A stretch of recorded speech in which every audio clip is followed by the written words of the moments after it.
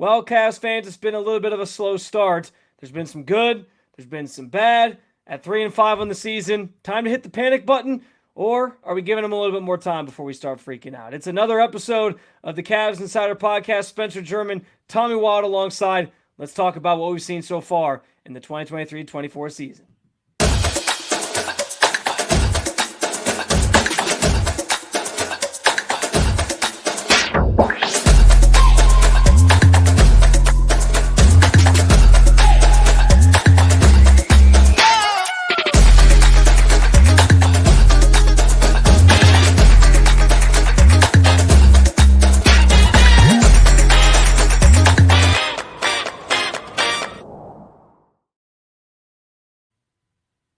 That's right, another episode of the Cavs Insider Podcast getting going, and we're excited to be here with you. I know it's been a couple weeks. Sorry, schedules didn't work out. It was a weird one. We had Halloween mixed in there, and I got a little one at home, so it took us a little bit to get back together. Tommy was out of town, but we're back. I was sick. It's been a couple weeks. You were sick. Been a crazy couple weeks. Yeah. It's been let's put it this way. It's been a slow start for the Cavs. It's been a slow start to the season for us a little bit here too, but we're back and we're excited about it. And there certainly is plenty to talk about. Tommy, how you doing, my man? I'm doing good. I wish we had a couple more Cavs wins to talk about here, but there's certainly a lot to talk about. That's for sure. Yeah, no doubt about it. 3-5 on the season. There's been some ups and downs. I think if you had said that they were going to start the season with the injuries that they had, no Jared Allen, Darius Garland missing a couple games, even Donovan Mitchell, I think, missed a game or two in there. Isaac Okoro's out. Isaac Okoro's dealing with something now. He's got a knee injury. Yeah, it's kind of just been like a rotation, a carousel of injuries as well, and that's obviously been a big factor here. But yeah, I think the early returns obviously are that people. It's funny because we talk all off season, Tommy, about how nothing matters till the playoffs. You know, this team's only going to be measured by how far they go in April and May and into June if they can get there. And JB Bickerstaff, he's going to be measured by that too. And it's his job on the line, all these different things. For sure. And then you get off to a 3-5 start of the season and everybody's like freaking out. Sky is falling. It's time they're going to the trade machine on what is it, ESPN that does that? They're hitting the trade machine, trying to find any options they can to make this team better. Yeah, I think that, the one thing that Bickerstaff and everyone on the Cavs have talked about is finding consistency, and it just hasn't been there. We've seen great quarters from the Cavs where we know it's been the Cavs team we've expected to see, and then there's been quarters where they've looked lost, both on defense, both on offense. So, we're going to talk about it all episode, but the consistency just needs to be there, and if they can't find the consistency, then they're not gonna have that playoff run that everyone expects and hopes that they have. Well, and especially I think the consistency on defense, which is the weirdest part to me, because this team's identity has been their defense. I think in that game the other night against the Thunder on Wednesday, they had like a 126 point something defensive rating. It was like the second worst in the NBA in any game this season. They gave up 70 points in the first half. Like, that's unheard of if we're talking about this version of the Cavs. Right. Go ahead. I was just saying, I think that part of that too is not having Jared Allen. Like, the fact that he's been back 3 games now. Like, I think that will improve. But you're right. The defense has been not great to start the year at all. Yeah. And maybe that's, I don't know. Okoro's been on a couple of games. Maybe that's been he was a defensive, holding it all together, defensive glue all along. But yeah, there's just been too many defensive mishaps to call it successful so far, for sure. Yeah, no, agreed. And like I said, I think that's been the most surprising thing because of how much JB Bickerstaff emphasizes defense, how much this was that was the identity and the staple of this team a season ago. They were top 3, I think, all season in defense last year. And there wasn't really much of a drop off. So I think that's been the most concerning thing. But I'm also not sitting here freaking out just 8 games into the season thinking that it's all over and the Cavs don't stand a chance and they need to just blow it up and try something new. I think that will come. I do think the circumstances with the injuries have obviously played a factor, but going back to the Thunder game the other night, specific to that game, I did think something that stood out to me that was concerning was you had a longer team with guys like SGA and Chet, yeah, and it felt like the two undersized guards that the Yeah. Cavs have at the top of their defense there, Hmm. or on the perimeter, like they got exposed, and Yep. I just wonder if like that's going to be an issue. It's not that I wonder it's going to be an issue. It looks like Right. it's flat Right. out going to be an issue when Right. you play some of these teams that are longer. And where is the game going? The game is going towards guys who are 6'8" to Hmm. 7 feet and can do everything. So Yeah. I, Victor I am Wembanyama. concerned about that. We talked about that a ton last year, and it didn't Yeah. necessarily be, it wasn't a huge problem. Like they were able to manage it with Jared Allen and Evan Mobley on the interior. But I do wonder if now, like year two of this, teams have kind of seen some things. They have tape Right. on it Right. now. If they're able to expose it even more. Yeah, and I mean, I already talked about Okoro being out, but that certainly hurt them against the Thunder. I mean, you could tell it was a big factor. If we're talking about biggest concerns so far, I mean, mine has to be Darius Garland. If I'm being honest, I'm a huge DG fan. I think he's a great point Yeah. guard, but his shooting so far to start the season has been not great. I got to pull up the stats here. He is currently shooting. He's made 2 threes this year, and Mm-hmm. that's concerning to me. I know he's been injured. I know he's missed a couple games, but he currently is shooting. Where is it here? Sorry, I had No, it. you're okay. Well, and while you're looking that up Thirteen too, percent. 13% from mm, three.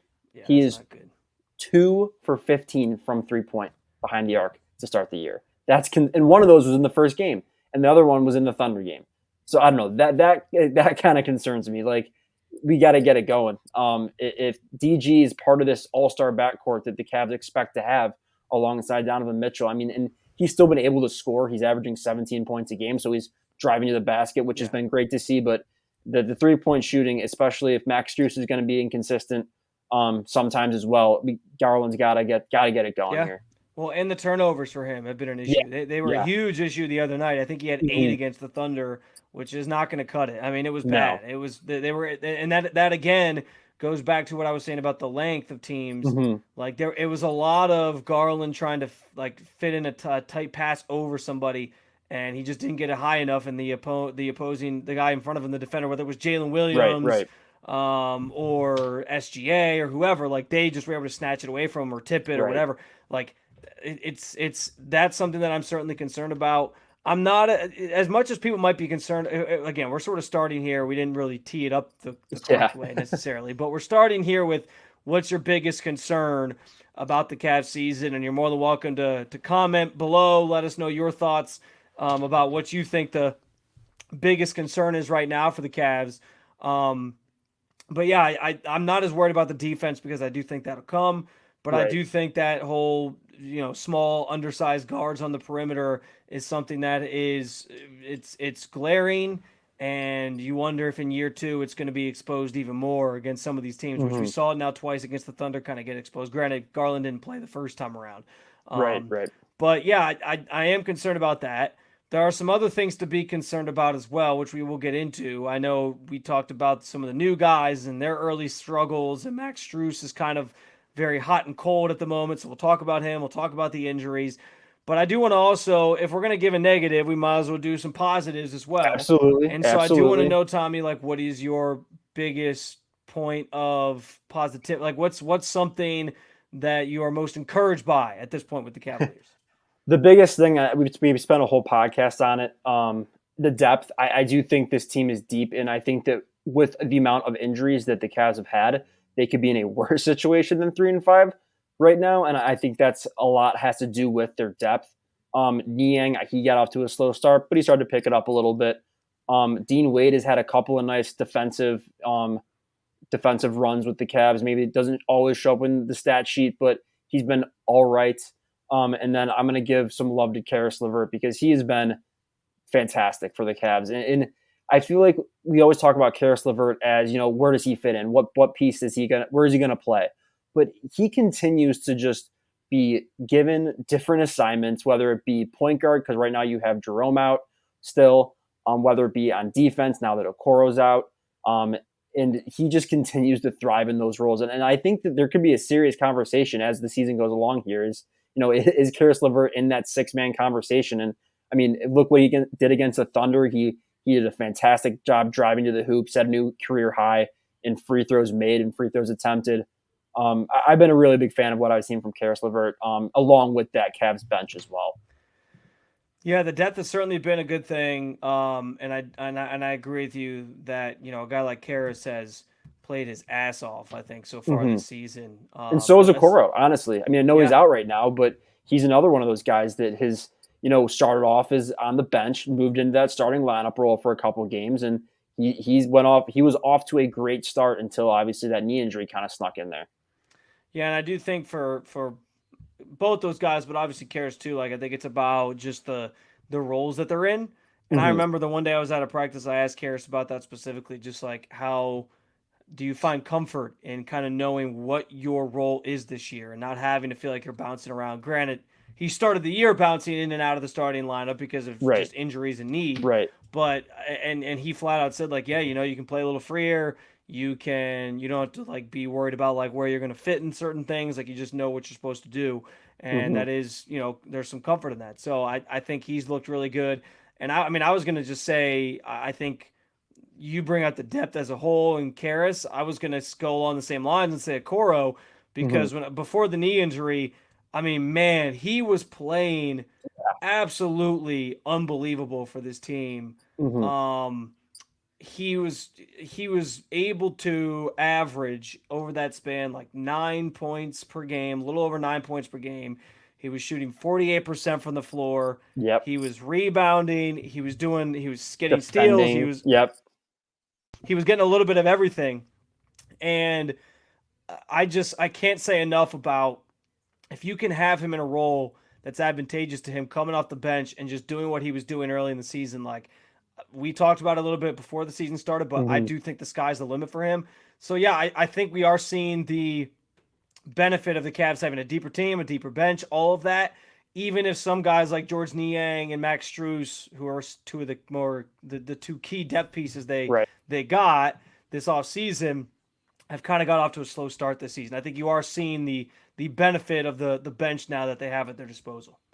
Yeah, for sure. And kind of going back to the Okoro thing, like he's a guy that I'm never going to look at and say how many points is Isaac Okoro averaging because that's not really a fair way of judging his production. But I mean, you brought it up. He's been No, incredibly efficient from the floor, and like that's the biggest thing. If he's shooting 50% from the dude, floor he was and shooting 40% 40%. from three, like that is okay. 40% We're from good. three. The Yeah, guy that's who exactly what you need him for. right, the guy who for the last couple of years it's been like, can he be that three that Hmm. they need? Can he be the guy knocking down threes and catching shooting?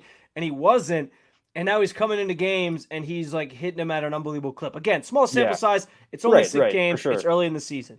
But And what the early returns on his new role and what he was doing with this team, I think was encouraging. So together, I think we're on the same page of like, yeah, yes, this depth has been on full display, and there are certainly some moments where you see it working for the Cavs. I also think like the pace of play has been better, hmm, and I think we've seen some of the benefits of that when they're pushing the ball, when they're doing some things, and obviously we've seen just how great Donovan Mitchell rather is yeah, when he's leading the league in scoring. Now that's also I think in the same vein it's also a little bit of a concern because I don't know that that's yep, sustainable for yep, them to just have him do all of that when you have the team that you have and that's supposed to right. be able to contribute from different places. It can't all be on his shoulders, but I'm not going to sit here and hit the panic button just yet, even though I think a lot of people are. Yeah, I don't think we're at the point where we need to be hitting the panic button. I mean, again, I know we're kind of going back to the circling around, but like this starting lineup of Garland, Mitchell, Strus, Mobley, Allen have only started 2 games together. I Yeah, mean, there's no way you can hit a panic button after 2 games.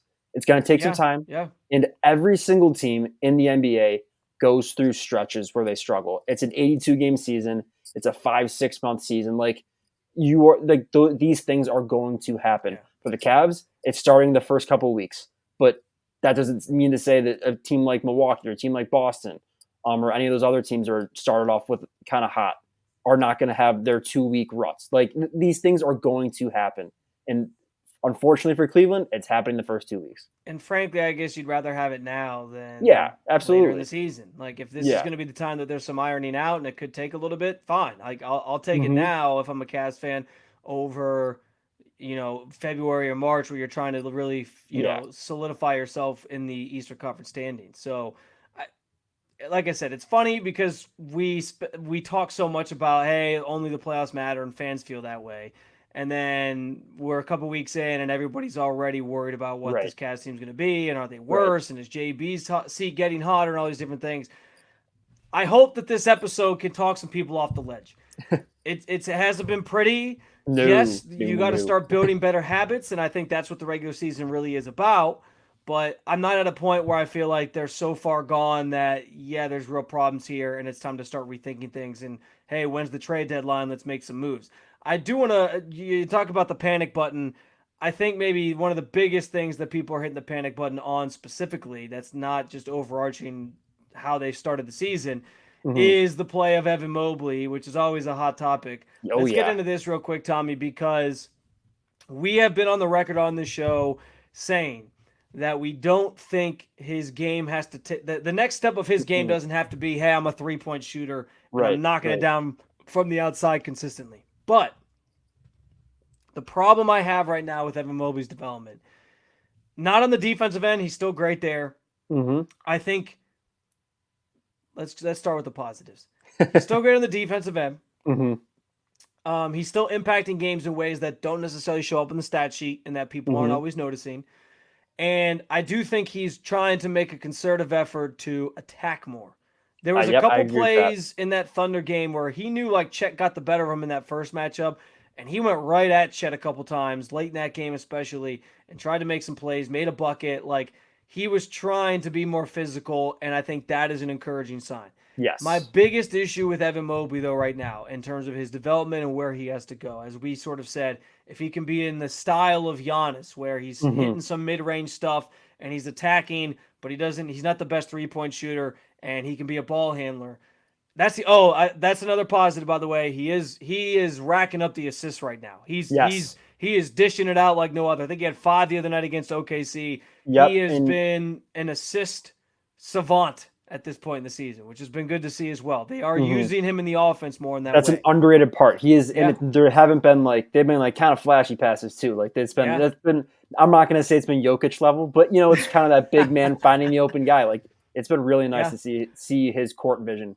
And so those are some of the things that I'm encouraged by. But the one thing that I'm a little discouraged by with his development on the offensive end specifically is that he can't just be I'm only going to hit shots within 5 feet of the basket guy. Mm-hmm. Like that can't be all his game is. And to this point, that's been mostly what it is. Even in the games where they were missing Darius Garland and they were missing Donovan Mitchell, and it was like him and Max Strus, where the action was Mm-hmm. running through him and Max Strus the entire time. Those, you still didn't see him put on this like offensive show. I'm not saying that that's how it always has to be when you have a lot of mouths to feed on this team offensively, so I get it. And I do think people are mad because they're like, well, it's year 3. How has he not gotten to this point yet? Where's his jump shot? All these different things. Guys, like, first of all, some guys just are slow to develop. We bring up Giannis as an example. Yeah. Giannis really didn't break into being Giannis until like end of year 3 into year 4. So there's still time for Mobley to become something that we haven't seen yet offensively. But I also don't want to forget about the impact he has on the other end of the floor. But at the same time, I understand some of those concerns, and I have to keep in mind too that like within this offensive structure, where you have Donovan Mitchell, you have Darius Garland, you have Jared Allen, now you have Max Strus.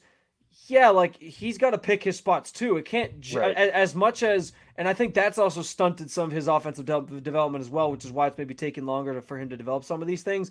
But I do need to see him get a mid-range. I need to see him hit an elbow jumper every now and then. It can't just be that him and Jared Allen are like, hey, we're 5 feet from the basket, guys, and that's all we're going to do. Yeah. I'm sorry. No, and I agree, and I'm kind of going off of that. Like my biggest concern with him is when Jared Allen was out those first 5 games, 4 or 5 games, whatever it was, he did not look good playing the center. And I think that that goes into like when they were trying to run small ball, when they were running Mobley out there with Niang, he just did not look comfortable. He looked out of place playing the center, both on offense, especially on offense, like you're saying, and kind of on defense too. Like, remember, I think it was the first or second game where he picked up like 3 quick fouls. And I think that's because he was uncomfortable in the center. He was in a position where he's not used to playing. Like, that's my biggest concern. A lot of people are saying, all right, is Jared Allen kind of the odd man out in this core 4?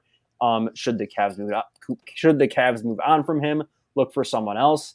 And currently, right now, I'm saying no because I don't think I trust Mobley playing that full-time center yet. Like, I'm working on a story on Cavs Insider. I'm trying to collect a little more data on Mobley's stats when Jared Allen is on the floor with him versus when he's off. And they're staggering to look at. Like, it is not. Like I said, I'm waiting for a little more data from this season to actually publish it. But Mobley has not looked great playing that center, which is kind of my biggest concern.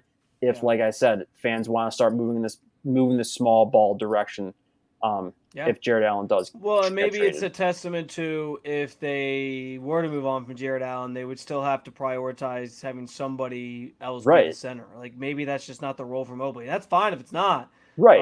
But I'm with you. Like, there's some discouraging. There's a lot of encouraging things with Mobley. Yes. There's a few things, specifically on the offensive end, that give you some pause as to, like, okay, he's still developing that part of his game, or maybe it's just not something he's going to do. And that's where I'm like, okay, I want to give it more time. Again, we're too early in the season just to say it's a foregone conclusion that he's never going to get these things. But there's some things missing, and I understand why fans are frustrated with that. So I sympathize with you. Yeah. I just ask, I think, again, that you give it more time. Yep. And we kind of see what this thing looks like as they hopefully keep playing together and keep it moving. Go ahead. I was just say because for every single moment where we're frustrated with Mobley, there's also the moment where he blocks a shot on one end, takes it coast to coast, and then just does like a spin move and lays it up and in. And it's like, where has this been? Yeah. So it's there. It is there. There are some things, and that's the thing too, is like I want to be fair to Mobley because there are some aspects of his offensive game that weren't there last year. Like the way he's attacking, some of like you said, like he's got some spin move in his game now. He's got some footwork's been a lot better this year. Yeah, he's doing some things, he's trying some things, and I am encouraged by that. But I just need to see it more consistent. Consistency is maybe a good word for this entire show. We're talking about it defensively. We're talking about everyone's Mobley, talking about it. Yeah. Everyone's talking about it. So yeah, I want to be fair to Mobley, but there are some things that I think we're still waiting to see. In regards to another key player in the starting lineup, in addition from the offseason, Max Strus, I think the story of his season at this point, Tommy, is just not to be too consistency. Yeah. Well, no, again, it's silly because we just keep using that word over and over again. I know, but it's 100% true. Like even in use the Thunder game as an example. He was like 0 for whatever in the first half. Yeah. And then he finished the game, I think, like 4 of 8 or something like that. 4 of 6 from 3. Like he and that's been the story of his season to this point. He's got games where he starts slow and then he hits a bunch in the second half, or he starts hot and then misses a bunch in the second half. And sometimes there's games where he hits a bunch, and then there's games where he doesn't. Like his debut, he was on fire, and then the next game he came out and he cooled off quite a bit. So 2 for 11. This is I want to give you the floor here, Tommy. I just want to say that this was the thing I was most concerned about with Max Strus. Again, pump the brakes. We're only 8 games in. I'm not freaking out just yet. But when I tried to tell people, like there's people who love this signing, and I understand why, but there's people who are like, oh, this is exactly what they need, space the floor, get him open, he's going to be a sharpshooter. I agree, that is his role, but I also said the guy this has been his career. He's had moments where he's great, like in the playoffs, he shot pretty well, and then he's had moments where he's ice cold, and so we have to see how that kind of bears out with him. Yeah, I think that when it comes to guys like Max Strus, everyone wants him to be Klay Thompson. Everyone wants him to be Ray Allen. Everyone wants him to be Kyle Korver. The fact of the matter is, those guys are legends because they're one of a kind. Most 3-point shooters are inconsistent, go through hot and cold streaks, and Max Strus is the same thing. He started off hot, he cooled off, he's been inconsistent, like we keep saying, but I think that's just kind of the nature of these kind of types of players. And it's not a knock on them at all. It's just the way things work. The one thing I will say, when the Cavs signed him, I was worried because I thought, like you said, if he becomes cold from the floor, what else can he contribute? He's contributed a lot more than just 3-point shooting, which has been great to see. Yeah. He already has 2 double-doubles on the year because of rebounding. The defensive numbers, he's averaging almost 1 block a game. almost a half a steal. Like those are the types of things that if he's not going to be knocking down threes in a game, if he's struggling a game, you know that he's going to be on the floor and still going to contribute in other areas. So yes, I do understand that the 3-point shooting has been a little bit on and off. As long as he can keep contributing on other areas, I think it's okay to keep him out there. I agree. Well, and it's not even about keeping him out there. I think like he's out there no matter what. He's your starting three. They signed him for a reason, all that. Right. But I like that you bring that up, that second aspect of his game, because it's not for lack of effort. No, not at all. He is like you talk about this Cavs team being defensive minded and working hard and gritty, and what's the word JB always uses, to scrap, right? They like to scrap. He has embodied all those different things. Yes. And when the shots aren't falling, he finds ways to impact the game on the other end of the floor, or even on the offensive end of the floor without the points. So I like all that. I do think too, you talk about him and Mobley kind of running the show for a couple games. The two-man game between him and Mobley has been fun to watch. Those two have some chemistry. I don't know if it's simply just because they kind of had to carry a lot of the workload in the early portion of the season here for several games, or what, but they seem to really play well off of each other, and I like that. So yeah, listen, I'm not throwing in the towel on Max Strus. No, all I'm saying is the guy that we've seen these first couple games is the guy that I kind of was expecting to see. He's going to have nights where he's on fire and then nights where he's not, and you got to hope that the nights he's on fire are games, in April and May and in the playoffs, and that it helps the Cavs make some deep playoff run. That's kind of the gist of his story to me. Right. Yeah, I completely agree with all that. All right, well, I want to get us out of here with sort of a fun topic. The in-season tournament started late last week. Cavs obviously lost to the Pistons. That was a bad game, too, if I remember correctly. Pacers. Oh, yeah, Pacers. Sorry. The ugly court, remember. Yeah. Did you like that court? No. Okay, I don't like most of these courts for the in-season tournament. They're all awful for the most part. Well, I was listening to JJ Redick's podcast, and he was saying how much he loved it, and I was like, what are you talking about? Like, that looked horrible to me. I think they all look pretty bad, if we're being honest. And also, real quick, did you see the Heat's court? For their the Heat culture one? Yeah, did you see that where they have that on the court? Yeah, I did. I did. It's a little cheesy. Like, all they have to tout at this point, because they miss out on all the big name free agents, is just that they still have Heat culture. We missed out on Dame, but we're player development. Look at our player development. We missed out on who else did they miss out on? Who did they miss out on the year before? I can't even remember. They've missed out on all these big name free agents. Wasn't James Harden rumored to go there? I mean, James Harden at one point, yeah. Not that he's like as big of a name anymore, right? But, yeah, we miss out on all the big name free agents. But hey, Bradley Beal. He's the other one. Bradley Beal. He was rumored to go there. Oh yeah, that's right. Oh yeah, and they missed out on Kevin Durant. They missed out on Kevin Durant. They missed out on Bradley Beal. They missed out on Damian Lillard. But hey, Heat culture. We got something going for us. I mean, they did make the finals last year, so I guess I got to give him credit for that. But come on, man. That was the cheesiest thing ever. Anyway, do you think that the in-season tournament, and I have no problem with the NBA trying to try this. I know we've sort of had that take already on the show, but do you think it's at the wrong time of the season?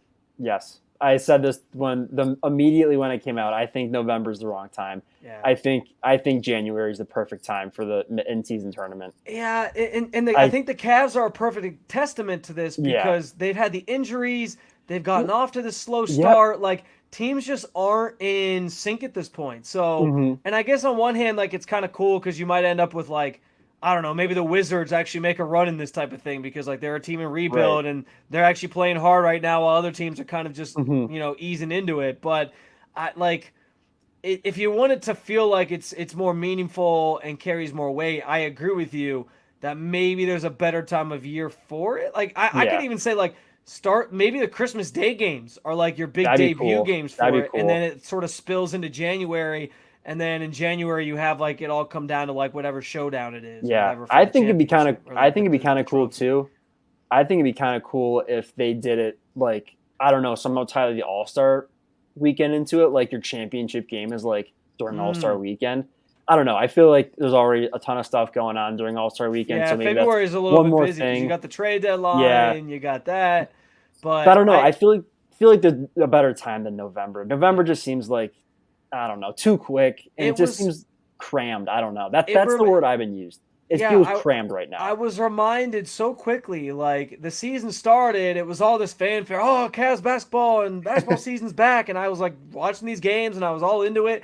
And then like you're reminded quickly, like the second broadcast, like, hey, by the way, the in-season tournament starts next Friday, and you're like, holy crap, they only play like 3 games before that. Like, what the hell are we doing here? So I just feel like it came up very quickly, and I feel like maybe if they want this thing to have some staying power, maybe it's best suited to go somewhere else in the season. Or you try doing it like, I don't know, all the regular in season. I don't know what you call them, consolation in because they are actual games. I don't know how you describe them. Anyway, the in season tournament games, maybe you don't have them like you space them out more, so it's like every Thursday for 2 months or something. I don't know. You kind of, but then it takes away from the regular season. I don't know. I think the in season tournament is a good idea in theory, but I think that we're quickly starting to realize maybe theory and how it's executed looks a little different. And last point on this, you also got to think too, NBA, you're competing for eyes right now. Absolutely. Right. No, absolutely. Hockey season just started. Not that hockey's that we know what I'm getting to here. I started with like the lower end of the spectrum, and I work my way up to, okay, you have the NFL going on right now. Yeah. I understand like they're putting their games on Fridays and all that, so it doesn't compete with the NFL. But if people are sort of locked into their NFL team or whatever, like I don't know. Yeah, they're not going to spend. Yeah, like you have that to sort of, and you'll always have that. Like even if you did in January, you'll still have football going on. But at the same time, like I just wonder if there's a better time for it. And to be fair to Tommy in this conversation, you said this from the jump, so you deserve a lot of credit for calling it out like it is. And I'm just, I guess, along for the ride on this show. Anyway, we appreciate you guys jumping on in with us as always. We're glad to be back. If you do want to jump in and let us know your thoughts on what your the biggest disappointment so far in the Cavs season and the most encouraging thing about the Cavs season, you can either hit us up in the comments here, or you can hit me up on Twitter at Spencito_ or Tommy. What's your handle again, Tommy? Tommy Wild 28. We should probably start putting those in the bottom. We'll start. That's a good idea. I like that. But anyway, tell me how bad my takes are on Twitter or X. Hey, X. No, it's still Twitter. You can find us there. We appreciate you guys jumping on in. As always, make sure to stay in tune with all things Cleveland Cavaliers over at CavsInsider.com. Spencer German, Tommy Wild signing off. Until next time, Cavs fans, we'll talk to you again soon.